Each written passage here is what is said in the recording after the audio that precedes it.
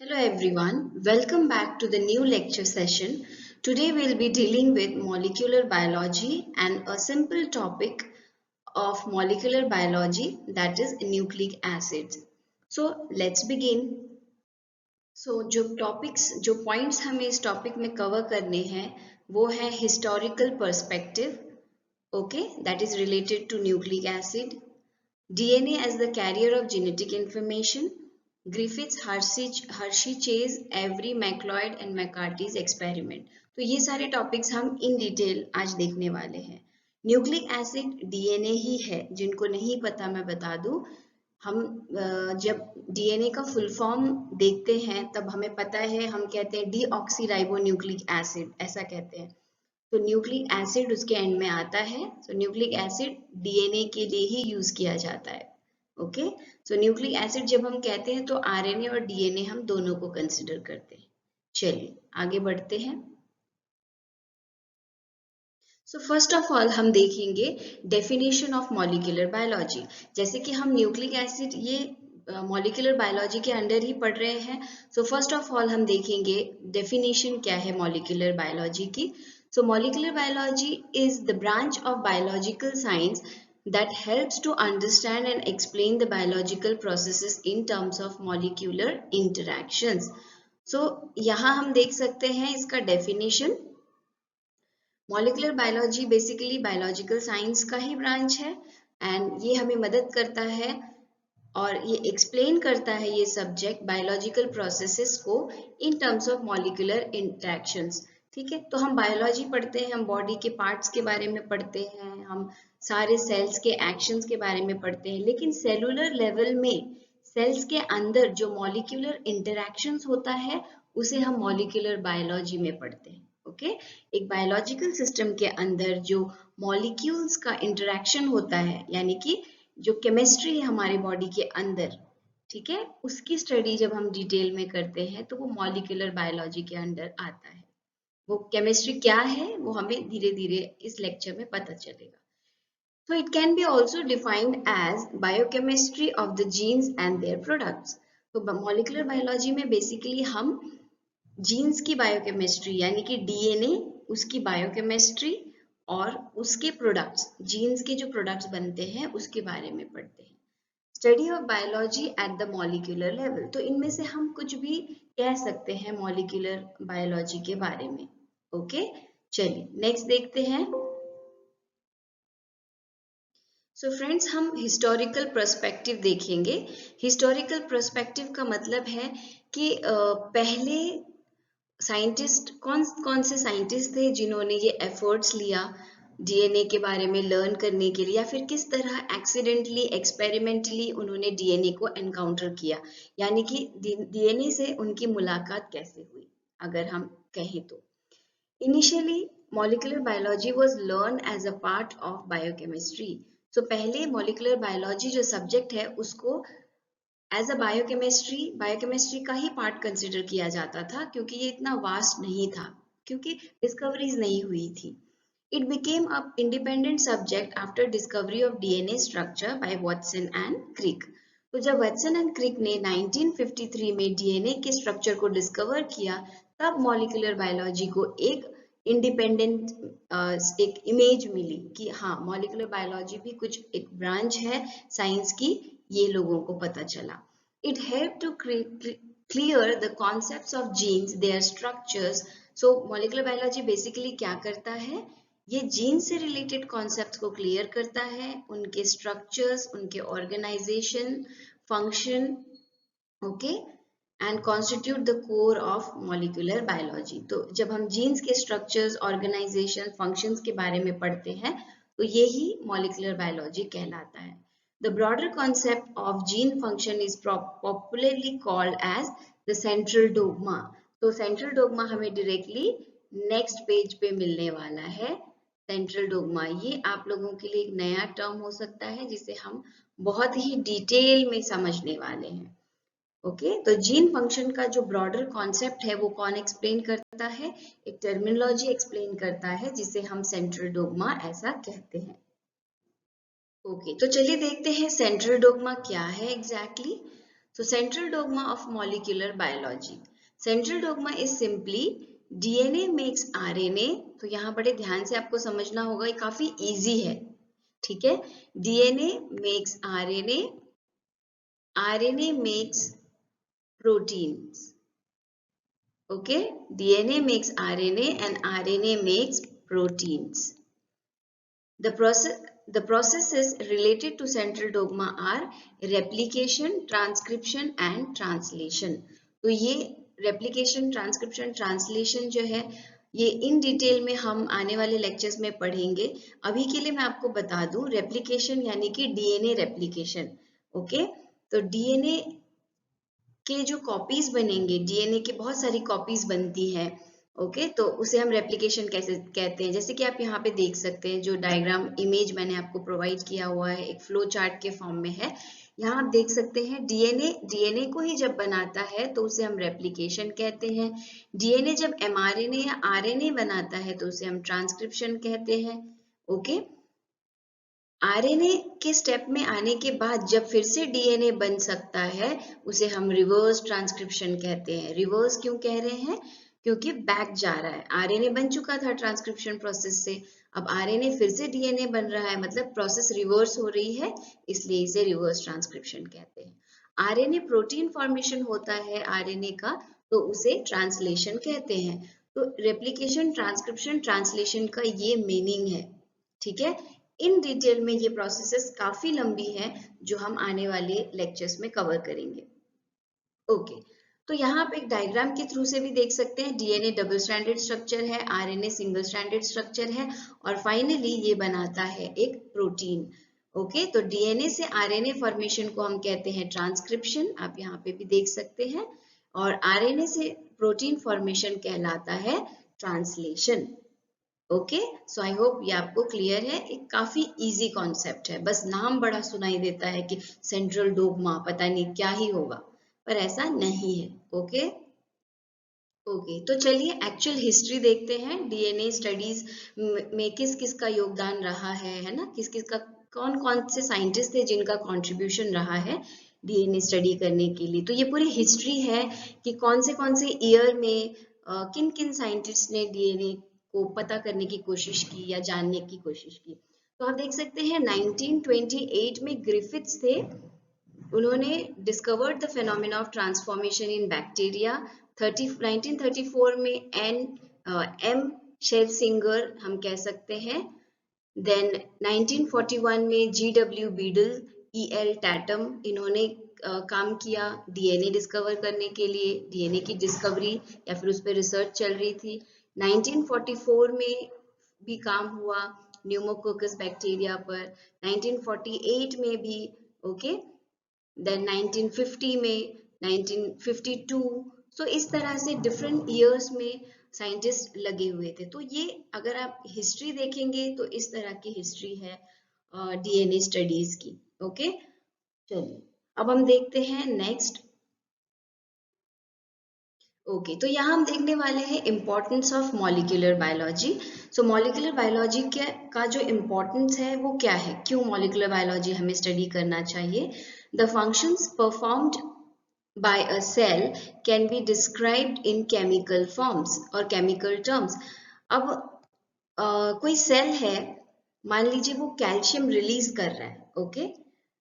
तो हमें कैल्शियम एक मॉलिक्यूल है, ओके, सेल लेवल पे एक आयन है कैल्शियम, तो वो हमें पता चलेगा अगर हम मॉलिक्यूलर लेवल पे स्टडी कर सकते हैं, ठीक है। अगर सेल पोटेशियम रिलीज कर रहा है तो भी हम स्टडी कर सकते हैं। तो मॉलिक्यूलर लेवल पे कौन से जीन्स एक्सप्रेस हो रहे हैं, कौन सा हार्मोन बन रहा है, कौन सी प्रोटीन बन रही है, ओके। ये सारी चीजें हम जान सकते हैं मॉलिक्यूलर बायोलॉजी के मदद से।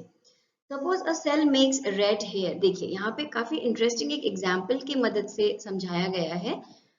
Suppose a cell makes red hair, that is that DNA molecule in its nucleus carry a coded message for red hair making. अगर किसी ह्यूमन बीइंग का या किसी एनिमल के बॉडी में रेड हेयर है, रेड हेयर्स वाले एनिमल्स हैं, तो उनके डीएनए में जरूर उस कलर को कोड करने वाला या उस कलर को एक्सप्रेस करने वाला जीन मौजूद है, है ना, जीन प्रेजेंट है तभी तो वो रेड हेयर मेकिंग में मदद कर पा रहा है, या फिर रेड हेयर एक्सप्रेशन हो रहा है इस कैरेक्टर का. So that coded message passes from cell DNA to its mRNA, and the mRNA then directs the production of red hair proteins. तो DNA के पास इंफॉर्मेशन है, DNA उस इंफॉर्मेशन को mRNA के फॉर्म में एक्सप्रेस कर रही है और उससे प्रोटीन्स बन रहे हैं जो एक्सप्रेस कर रहे हैं कि रेड हेयर बॉडी के ऊपर. Easy. The same can be apply for any cell function. तो बॉडी में जितने भी फंक्शंस हो रहे हैं, तो आप इमेजिन करिए अगर आपके कर्ली हेयर है, स्ट्रेट हेयर है, फेयर स्किन है, ठीक है, हम कहते हैं आईज के कलर हैं, किसी के ग्रे, ब्लू, ब्लैक, ब्राउन, तो ये सारे आपके डीएनए में इंफॉर्मेशन अवेलेबल है और प्रोटीन्स के फॉर्म में आपकी बॉडी में ये कैरेक्टर्स एक्सप्रेस हो रहे हैं. तो काफी इंटरेस्टिंग है ये टॉपिक, है ना. तो चलिए देखते हैं. ओके, तो इम्पोर्टेंस में और भी हमारे पास पॉइंट्स हैं. ओके, तो all of cell functions can be specified as a set of chemical reactions. तो बॉडी में जितने भी सेल्स जो भी फंक्शंस कर रहा है उन्हें हम केमिकल रिएक्शन के फॉर्म्स में स्टडी कर सकते हैं अगर हम मॉलिक्यूलर लेवल पे स्टडी कर रहे हैं. ये हमने डिस्कस किया थोड़ी देर पहले. The master architect of cell function is a chemical molecule DNA. So DNA को master architect बोला है. आर्किटेक्ट कौन होता है? ब्रिजेस, बिल्डिंग्स, जो भी चीजें कंस्ट्रक्शन से रिलेटेड चीजें होती हैं, बनाने से रिलेटेड जो चीजें होती हैं, वो आर्किटेक्चर या आर्किटेक्ट बोलते हैं हम, है ना. तो डीएनए मास्टर आर्किटेक्ट है सेल के फंक्शंस का. डीएनए पूरी तरह से एक बॉडी को, एक सेल को कंट्रोल करता है, ठीक है, कैरेक्टर्स प्रोवाइड करता है, ठीक है. This molecule can be modified like other chemical molecule. तो डीएनए के पास क्या है बेसिकली, आपने अपने बेसिक क्लासेस में पढ़ा होगा, 11th-12th में आपने कभी भी डीएनए के बारे में पढ़ा होगा, तो आपने पढ़ा है डबल स्ट्रैंडेड स्ट्रक्चर्स होता है. ओके, और हम कहते हैं शुगर बेस का बना हुआ, शुगर मॉलिक्यूल का बना हुआ होता है, नाइट्रोजनस बेसिस का बना होता है और फॉस्फोडाइस्टर मॉलिक्यूल से उनकी बॉन्डिंग होती है. ओके, तो ये क्या है, केमिकल्स है. Sugar, ribose sugar, okay, nitrogenous bases आपको याद आएगा, ठीक है, एडेनिन, गुआनिन, प्यूरिन, पाइरिमिडीन में आपने पढ़ा था, साइटोसिन, थायामीन वगैरह. तो ये सारे केमिकल स्ट्रक्चर्स हैं. अगर हम इन्हें मॉडिफाई कर दें, हम अपनी मर्जी से इनमें कोई चेंजेस कर दें, तो पूरे डीएनए स्ट्रक्चर में चेंजेस आ जाएगा. यही कहा गया है, this molecule can be modified like any other chemical molecule.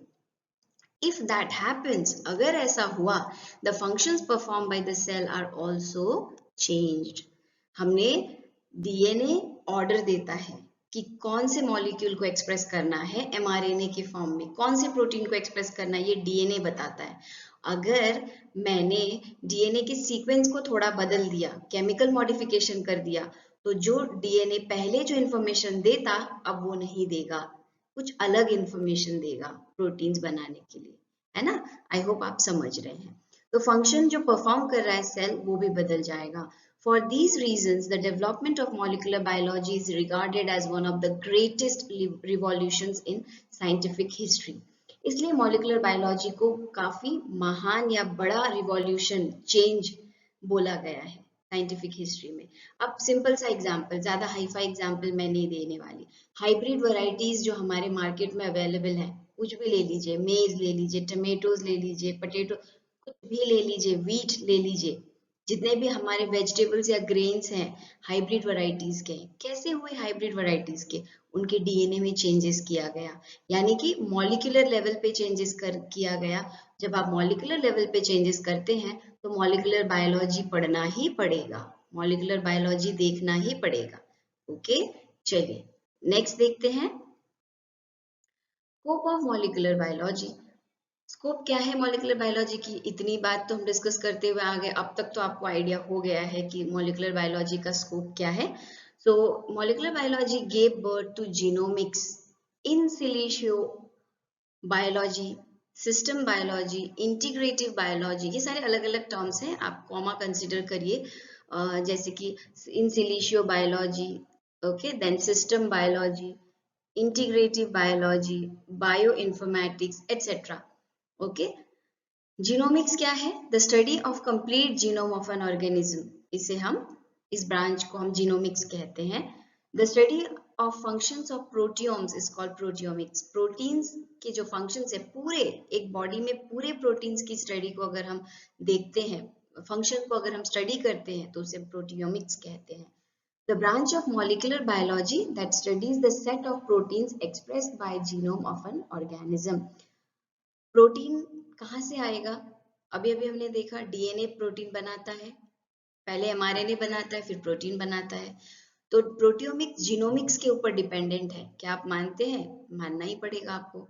Proteomics यानी कि प्रोटीन की बात हो रही है ना। जीनोमिक्स यानी कि डीएनए की बात हो रही है। तो डीएनए ही तो ऑर्डर देता है बॉडी में कौन सी प्रोटीन बनानी है।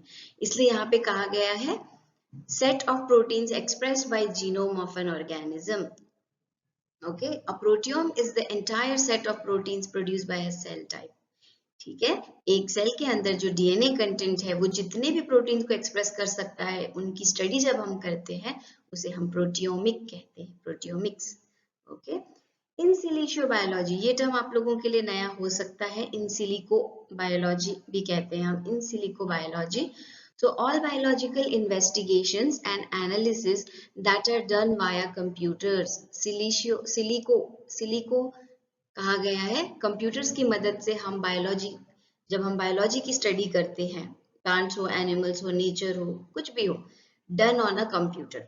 डेटा इकट्ठी करेंगे, प्रोटीन्स के स्ट्रक्चर्स को इकट्ठा करेंगे, 3 डायमेंशनल स्ट्रक्चर को मैचिंग करेंगे, ठीक है, अलाइनमेंट करवाएंगे। आप पढ़ेंगे हायर क्लासेस में, आप जब जाएंगे तो बायो इन्फॉर्मेटिक्स आपको एमएससी में सिलेबस आता है, तब आप इन चीजों को अच्छे से समझेंगे।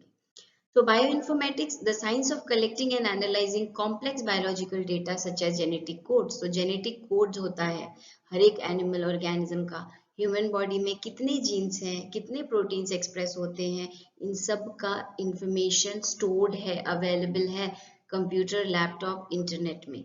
ठीक है, तो जितनी भी रिसर्च इंस्टीट्यूट्स हैं, ठीक है, जैसे कि NCBI वगैरह, NCL, ये सारे इन चीजों का हिसाब रखते हैं। ठीक है, चलिए नेक्स्ट देखते हैं, molecular organisms used for studying molecular biology.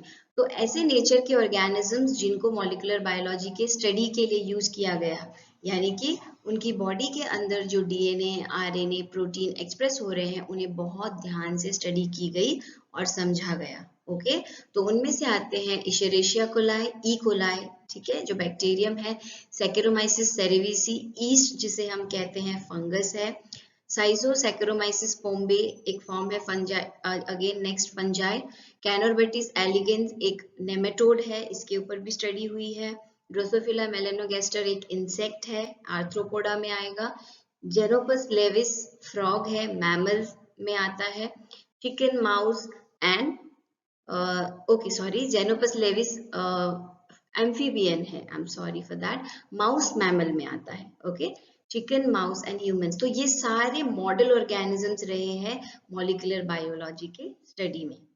चलिए नेक्स्ट देखते हैं। हाँ, प्लांट्स में अगर मॉडर्न ऑर्गेनिज्म आप चाहते हैं जानना तो अरेबिडोप्सिस थैलियाना, जिसका नाम आपने कभी ना कभी सुना होगा। ओके, अरेबिडोप्सिस थैलियाना हम शॉर्ट में AT बोलते हैं। DNA the carrier of genetic information. अब हम आ रहे हैं एक्चुअल डीएनए के बारे में डिस्कस करने के लिए।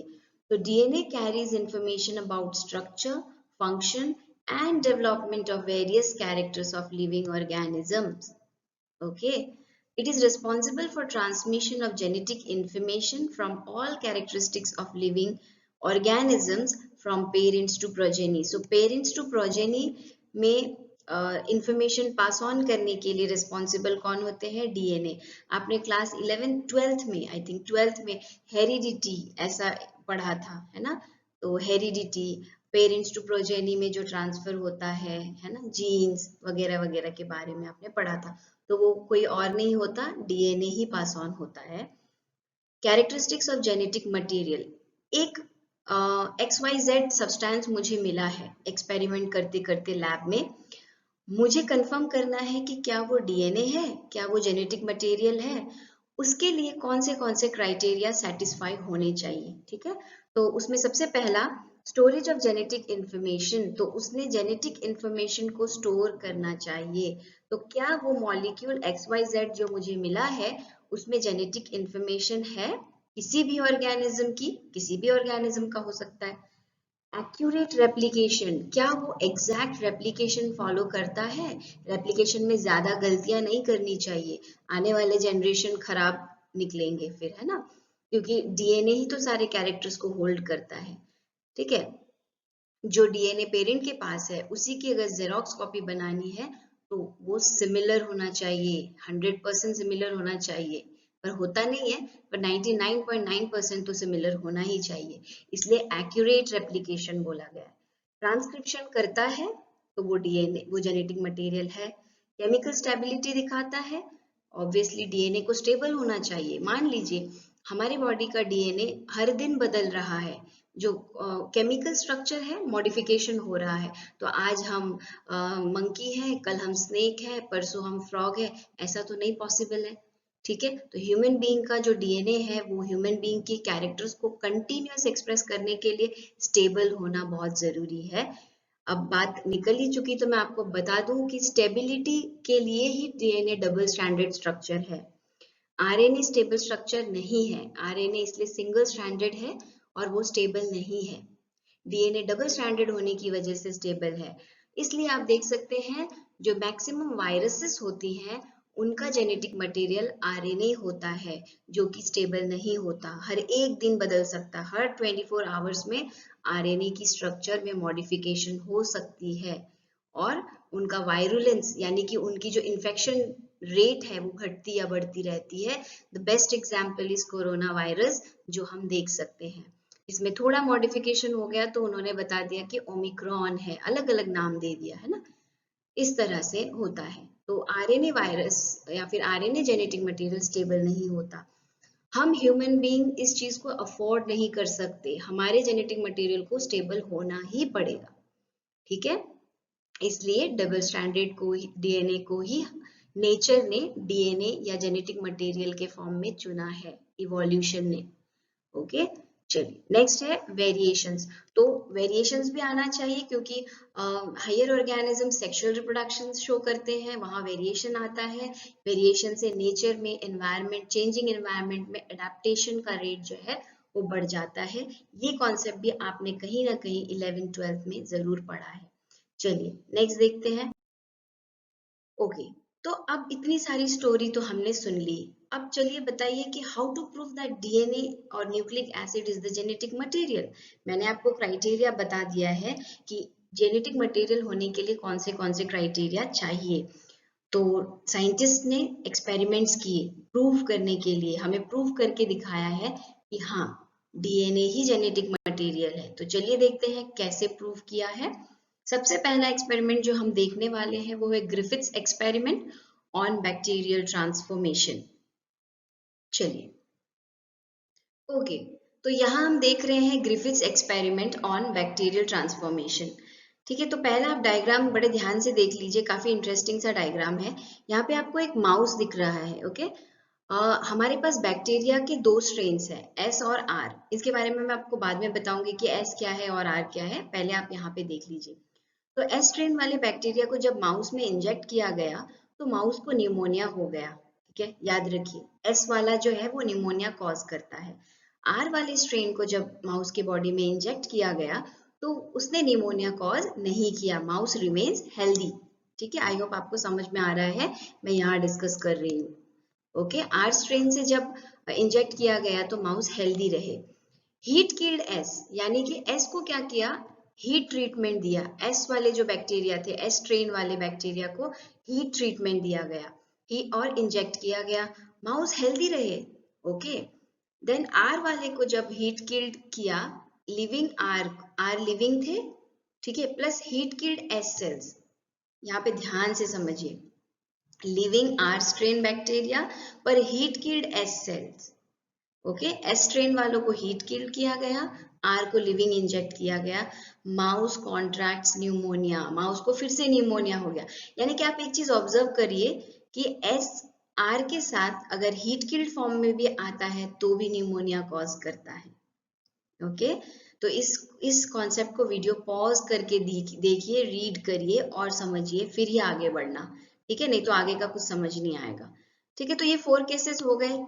अच्छा, अब यहाँ पे S colonies isolated from tissues of dead mouse. देखिए माउस बाद में मर गया और उनकी बॉडी से टिश्यूज में से एस कॉलोनीज यानी कि एस स्ट्रेन वाले बैक्टीरिया को आइसोलेट करके देखा गया।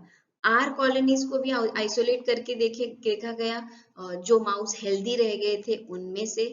ओके, देन यहाँ पे माउस रिमेन्स हेल्दी, यानी कि ये कौन से थे, हीट किल्ड एस सेल्स थे। एस स्ट्रेन वाले बैक्टीरिया को जब हमने हीट किया था, हीट देकर मार दिया था और इंजेक्ट किया था, तो वहां पे कोई भी कॉलोनीज फॉर्म नहीं होती है। Okay, next R and S colonies isolated from the tissue of dead mouse. तो यहाँ पे भी माउस मर गया। आर के केस में माउस नहीं मरा, हीट किल्ड एस के केस में माउस मर गया, और living R cells plus heat killed में भी माउस मर गया। तो इससे हमें क्या पता चलता है, एस जो है वो वायरुलेंट स्ट्रेन है। वायरुलेंट मतलब जो किल कर सकता है, ठीक है। आर वायरुलेंट नहीं है, अवायरुलेंट है, लेकिन आर को अगर हम एस के साथ डाल दें तो आर प्लस एस का कॉम्बिनेशन भी वायरुलेंट बन जाता है। यानी कि एस के अंदर, एस बैक्टीरिया, एस स्ट्रेन वाले बैक्टीरिया के अंदर जो डीएनए है या जो जेनेटिक मटेरियल है वो जरूर ट्रांसफर होकर आर के अंदर आ रहा है, क्योंकि आर यहाँ पे लिविंग है, आर यहाँ पे लिविंग है, आर के अंदर आ रहा है और आने के बाद फिर वो माउस को किल कर रहा है। ये है इंटरेस्टिंग सा छोटा सा कॉन्सेप्ट। इसके ऊपर पूरा एक्सप्लेनेशन मैंने आपको नेक्स्ट स्लाइड्स में दी हुई है। ओके, चलिए देखते हैं। ओके, तो Griffiths experiment on bacterial transformation. तो यहाँ पे जो बातें मैंने आपको डायग्राम में दिखाई वो सारी चीजें यहाँ पे एक्सप्लेन की गई है इन डिटेल। ठीक है, तो जो बातें मैंने नहीं बताई वो मैं आपको बता दूं। स्ट्रेन्स, पहला स्ट्रेन था, ये देखो स्ट्रेन्स यहाँ है, स्ट्रेन्स कैप्सुलेटेड वायरुलेंट स्ट्रेन और स्मूथ स्ट्रेन। इसको स्मूथ स्ट्रेन कहा जाता है क्योंकि इस बैक्टीरिया के ऊपर एक कैप्सूल प्रेजेंट, कैप्सुलेटेड है मतलब एक शाइनी कैप्सूल ऑफ पॉलीसैकेराइड यानी कि कवर प्रेजेंट है। ओके, न्यूमोकोकस बैक्टीरियम है और उसके ऊपर एक शाइनी यानी कि स्मूथ शाइनी एक कवर प्रेजेंट है। उसको देखकर स्मूथ स्ट्रेन के नाम से इसको एस नाम दिया गया है। एस लेटर जो है अल्फाबेट वो दिया गया है। ओके, एंड इनका क्या कैरेक्टर है, they cause fatal pneumonia when injected in mice. तो फैटल न्यूमोनिया यानी कि जो जानलेवा होता है, फैटल मीन्स जो मार डाले, जान ले ले। ओके, सो यस, स्मूथ क्यों कहा गया, ग्लिस्टनिंग अपीयरेंस यानी कि चमकदार काइंड ऑफ स्मूथ सरफेस है उसका, चमकीला शाइनी सरफेस, इसलिए स्मूथ नाम दिया गया। ठीक है, तो आप इस तरह से यहाँ पे देख सकते हैं जो बातें मैंने एक्सप्लेन की है डायग्राम वाले स्लाइड में, वो सारी बातें यहाँ लिखी हुई है।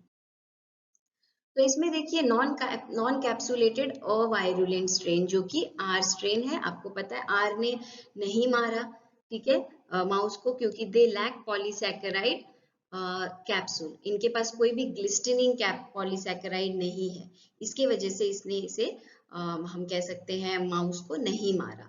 ठीक है, तो आर वाली जो स्ट्रेन है वो नॉन वायरुलेंट है, एस वाली जो है वो वायरुलेंट है। ठीक है, नेक्स्ट, तो ये पूरी स्टोरी है यहाँ पे कि किस तरह से मारा, जो कि मैंने आपको एक्सप्लेन किया है। ठीक है, तो एकदम शॉर्ट में समझने के लिए यहाँ पे आप समझ सकते हैं कि जो आर वाली स्ट्रेन है और एस वाली स्ट्रेन है, आर को हम रफ कहते हैं क्योंकि उसके ऊपर कैसा भी कैप्सूल नहीं बना हुआ, और एस को हम स्मूथ कहते हैं।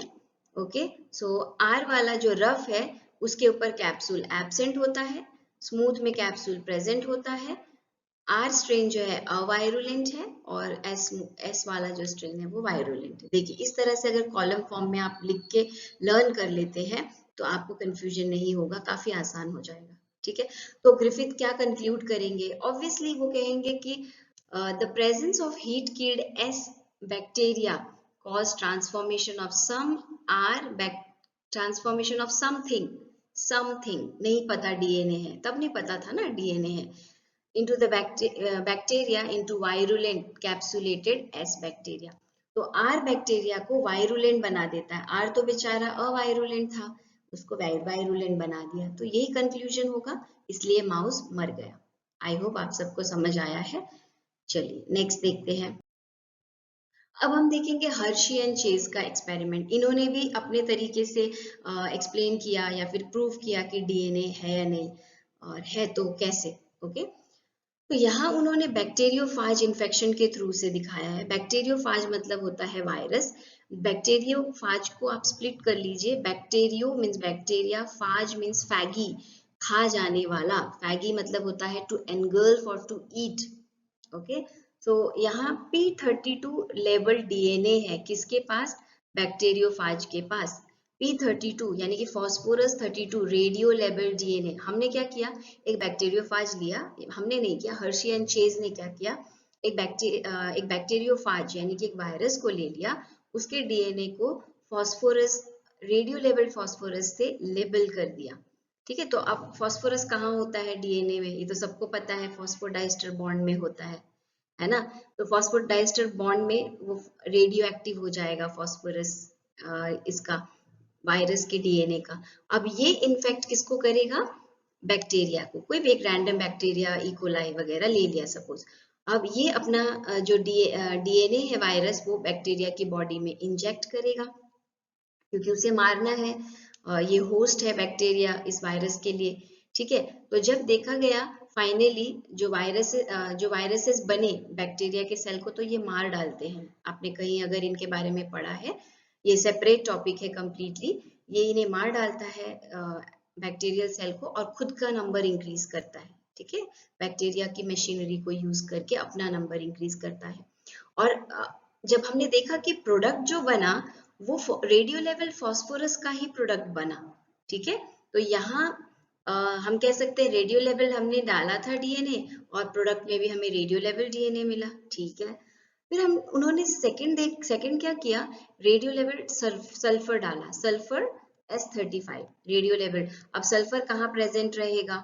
अमीनो एसिड्स में प्रेजेंट रहेगा सल्फर। ओके, फिर से इन्होंने देखा, इंजेक्ट किया एक बैक्टीरिया के अंदर, इस वायरस ने बैक्टीरिया के अंदर अपना जेनेटिक मटेरियल एंटर किया।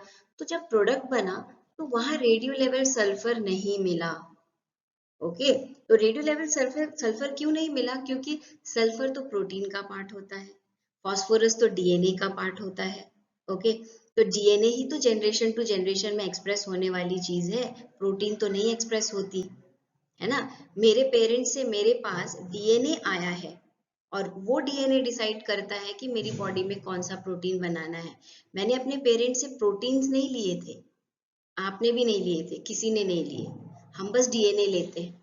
ओके, तो इसी तरह वायरस ने भी आने वाले जनरेशन में, उसके नेक्स्ट जनरेशन में बस रेडियो लेवल फास्फोरस ही दिखाया, सल्फर नहीं दिखाया। तो ये बात तो थोड़ी बहुत प्रूफ कर देती है ना कि फास्फोरस डीएनए का पार्ट है, यानी कि रेडियो लेवल फास्फोरस दिखा है मतलब डीएनए ही आया है आने वाले जनरेशन में, नेक्स्ट जनरेशन में। ओके, तो यहाँ रीड करते हैं, one batch of phage was leveled with phosphorus 32 which is incorporated into the DNA. Okay, another batch of phage was leveled with S35 which is incorporated into the protein coat. जो viruses होती है उनकी protein coat जो होती है वो बनी होती है प्रोटीन से, प्रोटीन कोट नाम दिया गया है।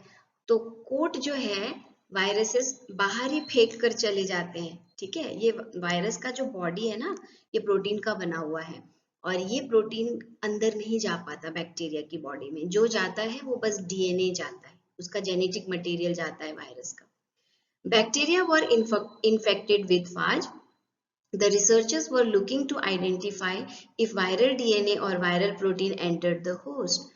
तो हर्शी एंड चेज को ये देखना था कि प्रोटीन जाता है अंदर या डीएनए जाता है, जेनेटिक मटेरियल जाता है। तो उन्होंने देखा जेनेटिक मटेरियल जाता है। The cultures were blended and centrifuged to separate the phage from the bacteria.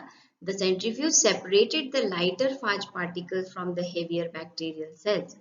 तो सेंट्रीफ्यूगेशन टेक्निक यूज किया गया, और वहां क्योंकि हमें देखना है ना, फास्फोरस को अलग करना है, यानी कि डीएनए को, प्रोटीन को अलग करके देखना है।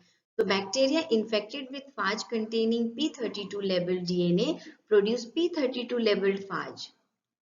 ओके, जिन बैक्टीरिया को labelled DNA, radio labelled phosphorus वाले डीएनए से इन्फेक्ट किया गया, उन्होंने रेडियो लेबल्ड ही फाज को प्रोड्यूस किया। Okay, The bacteria infected with S35 leveled phage produced unleveled phage.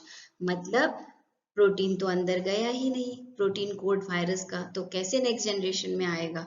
Next generation में आ रहा है मतलब जेनेटिक मटेरियल वही है, ठीक है। तो फास्फोरस जो है डीएनए के फॉर्म में एक्सप्रेस हुआ, ओके। तो ये इन्होंने यहाँ पे देखा, प्रोटीन एक्सप्रेस नहीं हुआ, न्यूक्लिक एसिड एक्सप्रेस हुआ, ये इनका कंक्लूजन होगा। नेक्स्ट, यहाँ पे पूरी स्टोरी बताई गई है जो आपके नोट्स के लिए हेल्पफुल होगा। तो मैंने सेम बात एक्सप्लेन किया है डायग्रामेटिक वाले पेज में, यहाँ आप रीड करिए, नहीं समझ में आया तो आप पर्सनली मुझे पूछ सकते हैं। चलिए नेक्स्ट देखते हैं, हमारा लास्ट एक्सपेरिमेंट रह गया है बस। ओके, तो हमारा ये फाइनल एक्सपेरिमेंट रह गया है, last one. Every MacLeod and McCarthy ने कौन सा एक्सपेरिमेंट क्या किया उन्होंने अपने एक्सपेरिमेंट में, ये हम देखने वाले हैं। तो जो ग्रिफिथ्स एक्सपेरिमेंट में एस और आर स्ट्रेन यूज किए थे, उसमें से इन्होंने एस स्ट्रेन लिए। अब आपको अच्छी तरह से याद होना चाहिए कि एस स्ट्रेन जो है वो वायरुलेंट स्ट्रेन था, हमने देखा था, है ना, वायरुलेंट स्ट्रेन था। तो यहाँ आप देख सकते हो उन्होंने क्या किया, उन्होंने बेसिकली हम कह सकते हैं 5, है ना, 5 टेस्ट ट्यूब्स ले लिए, नंबर 1 2 3 4 5। हर एक टेस्ट ट्यूब में उन्होंने कुछ ऐसे एंजाइम्स डाले। पहले टेस्ट ट्यूब में उन्होंने पॉलीसेकेराइड को डिस्ट्रॉय कर दिया। देखिए कितना कितना स्मार्टली काम किया है उन्होंने। उन्होंने पहले वाले टेस्ट ट्यूब में उनके सारे कॉम्बिनेशंस उनके पास थे। उनके पहले वाले टेस्ट ट्यूब में पॉलीसेकेराइड था, लिपिड था, आरएनए था, प्रोटीन था, डीएनए। हर एक टेस्ट ट्यूब में ये सारे कॉम्बिनेशंस सॉल्यूशन प्रेजेंट है, ठीक है। लेकिन उन्होंने इसमें से बस पॉलीसेकेराइड को डिस्ट्रॉय किया, यानी कि उन्होंने अमाइलेज जैसे एंजाइम्स को डाला, ठीक है, ताकि जो पॉलीसेकेराइड को डिस्ट्रॉय कर दे। तो हमें पता चलेगा कि पॉलीसेकेराइड की वजह से कुछ हो रहा है या नहीं हो रहा है, ठीक है। तो यहाँ पे पॉलीसेकेराइड को डिस्ट्रॉय कर दिया, लेकिन डीएनए ही तो इम्पोर्टेंट है। अब तो हम समझ चुके हैं इतने देर में, तो डीएनए इम्पोर्टेंट है, डीएनए को तो नहीं डिस्ट्रॉय किया है। डीएनए को तो डिस्ट्रॉय किया नहीं पहले वाले ट्यूब में, तो माउस मर जाएगा, क्योंकि एस स्ट्रेन का डीएनए माउस की बॉडी में चला जाएगा। सेकेंड में भी उन्होंने लिपिड को डिस्ट्रॉय किया, डीएनए को फिर से डिस्ट्रॉय नहीं किया है, डीएनए ट्यूब में है ऑलरेडी, इसलिए माउस मर गया। थर्ड में भी डीएनए को डिस्ट्रॉय नहीं किया इन्होंने, आरएनए को डिस्ट्रॉय किया है, इसलिए माउस मर गया। फोर्थ में प्रोटीन को डिस्ट्रॉय कर दिया, डीएनए को नहीं डिस्ट्रॉय किया। अब देखिए फिफ्थ में इन्होंने डीएनए को डिस्ट्रॉय किया, और फाइनली जाके उन्होंने देखा कि माउस यहाँ मरता नहीं है, माउस अलाइव है, यानी कि डीएनए ही है वो कल्प्रिट, डीएनए ही है वो मेन मास्टर सुपर हीरो जो सारे माउस को मार रहा था, ठीक है। तो एस ट्रेन के एक्सट्रैक्ट में डीएनए ही रिस्पॉन्सिबल है, जो जाकर ऐसी प्रोटीन बनाता है माउस की बॉडी में कि माउस मर जाता है। आई होप आपको ये अच्छी तरह से अब समझ में आ गया है, ओके। तो इसके बेसिस पे आने वाले स्लाइड्स, नेक्स्ट स्लाइड्स में आपको पॉइंट्स है, मैंने नोट्स एज अ नोट्स आपको पॉइंट्स प्रोवाइड किए हैं, इन्हीं बातों को उसमें एक्सप्लेन किया हुआ है मैंने। चलिए देखते हैं। ओके, तो यहाँ पे ये सारे पॉइंट्स आपको दिए गए हैं, removal of proteins, polysaccharide, lipids, तो ये आपके नोट्स फॉर्मेशन के लिए हेल्पफुल होगा। आपको ये रीड करना है, ओके। और आपको एग्जाम में जब लिखने पड़ते हैं मार्क्स के बेसिस पे, तो ये सारे पॉइंट्स आपको बहुत काम आएंगे। कॉन्सेप्ट मैंने आपको एक्सप्लेन कर दिया है। अगर फिर भी आप लोगों को नहीं समझ में आता, ठीक है, तो यहाँ पे भी आप देख सकते हैं, the evidence was provided by 5 sets of data. तो ये 5 पॉइंट तो एटलीस्ट आपको एग्जाम में लिखने चाहिए, अगर एवरी मैक्लॉयड मैकार्टी का एक्सपेरिमेंट आपको पूछा जाता है। पहला डायग्रामेटिक वाला पॉइंट, देखिए एक बार तीनों एक्सपेरिमेंट इतने आसान है कि अगर आप डायग्रामेटिक वाला चीज समझ जाए ना, तो आंसर आप अपने सेंटेंस में बना के लिख सकते हैं।